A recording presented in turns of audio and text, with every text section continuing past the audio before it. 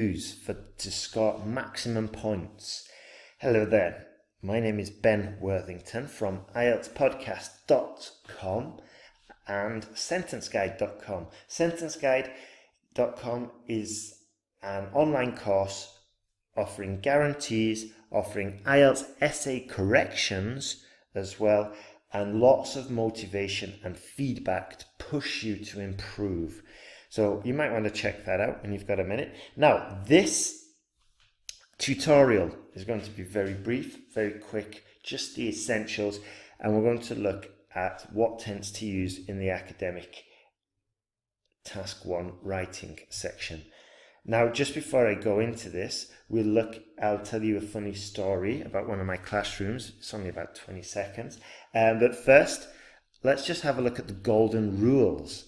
Okay, so the rules, quite straightforward and quite obvious, but you would be surprised. So if the year of the graph of the illustration in front of you, it's probably a graph, not an illustration, or a diagram perhaps, if it's before the present year that you're doing your exam, the year, if it's before then, you're going to use the past. If it's after, you're going to use the future tense. And if there's no year, you can just use the present simple tense. In general, don't change the tenses halfway through the sentence. There are some cases where you can and where it's necessary, but the majority of the cases you'll probably find it's not necessary. Okay, so the funny story about when I was teaching, I asked a student what the past tense was of think. And it's quite a funny answer. I'll tell you in a second. I'll tell you at the end of the video. So let's have a look. Pause the video if you want to review your grammatical knowledge of the past tenses. There's a list there which you can just quickly review to refresh. And let's jump into using the past tense. So here we can see the entire chart is obviously in the past. So here we're going to use the simple past. Okay, and look, we've got it here. It can be noted. Okay, there, it's here. The significant rise occurred between 1920 and 1930 when the average person increased their intake by £13. Okay, so here, by the way, noting or paying attention to the biggest jump or the most significant change is a good tactic to use. Okay, and we probably might want to include the smallest change, which might be here or here as well. And these kind of tips, there's not millions, but there's a few very essential ones that you can use to increase your score significantly. In the IELTS academic online course at SentenceGuide.com, I go into more detail. So here, quick example of the past tense.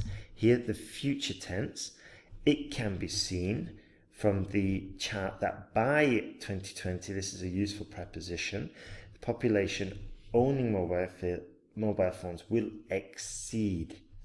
Okay, will surpass, will overtake the number with electricity by 1%. Okay, it is also predicted that more people will have running water at 45% than a landline at 28%. So the whole graph is set in 2020. It's a prediction. We're going to use the future tense will, and also hopefully you'll have spotted that there's this construction, the passive. It can be seen, and we also used it here. It can be noted, and the reason why we're using this is because we're going to use a wide range of grammatical structures, and this one is very useful for your academic task 1. Okay, we don't want to use it in every single sentence, obviously, but it is very useful. And here's another tip, we can use the passive but with some future verbs like it is predicted, okay, or it is predicted that, and then we've got a different structure or a different expression to express the future. So that's very useful. We can use a wide range. Also, here's another tip. It's just popped into my mind now. Use will. Try to avoid going to. Going to is a tense that's more common in spoken English. Okay, so will is the standard tense there. And also, if you can mix it with the future verbs, it is predicted, it is forecasted, it is expected.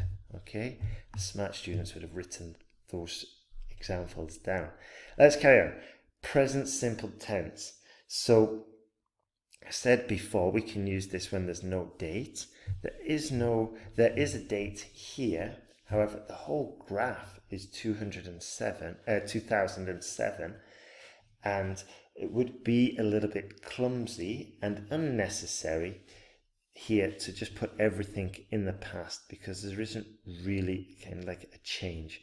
So here, look, we can use this passive structure, which is very useful. I hope you've noticed we've used this passive structure in every example sentence. So it's probably a good sentence structure to master and to incorporate into your next IELTS Task 1 writing task. So let's see. You can see from the chart that there are currently more overweight Americans than Irish. Good. So here that there are, we're writing in the present. In fact, there are almost 30% more overweight US citizens. The fattest group in the Anglosphere are the Kiwis, with 68.4% of the population presently considered weighing more than recommended, or weighing more than what is recommended. Now, a few students might be saying that we could also use the past. I think perhaps it wouldn't be terrible to use the past, but I wanted to use the present here because if we look at the title, Prevalence of Overweight People in the Anglosphere, it's in the present. So let's follow the example or follow the title given here in the diagram and just continue using that tense. Now, as I said before, there are some cases where we might want to be using both. Okay, and here we're just going to follow the example of the of the diagram, because the diagram starts in 1990 and finishes in 2040. So actually, although it might seem difficult to have this type of graph, to describe this type of graph, it's actually going to be quite useful for you, because you get to the opportunity to express or to use 3 different tenses, the past, the present and the future, and that will help your score significantly. So in this type of chart, we have no option but to use all 3 types. Okay, past, present and future. And also we're going to use the same, it can be seen because it's very useful. Now then, the answer to what my student said when I said, okay, do you know the past tense of think? And the student said, well, I thought about it. I thought, and he thought, and finally, I think the answer is thunk. Okay, it's just a joke there. Anyway, so what I wanted to say was thank you for watching, and if you've got any questions about these graphs, about IELTS and anything like that, you can go to IELTSPodcast.com, sign up to the email list and get lots of IELTS materials for free. And you can also check out sentenceguide.com, where there's you can purchase the online course at sentenceguide.com, and there we've got lots more tips and videos, and you can get all the support and motivation you need and you deserve to pass the IELTS exam. Okay, good luck in the exam and all the best.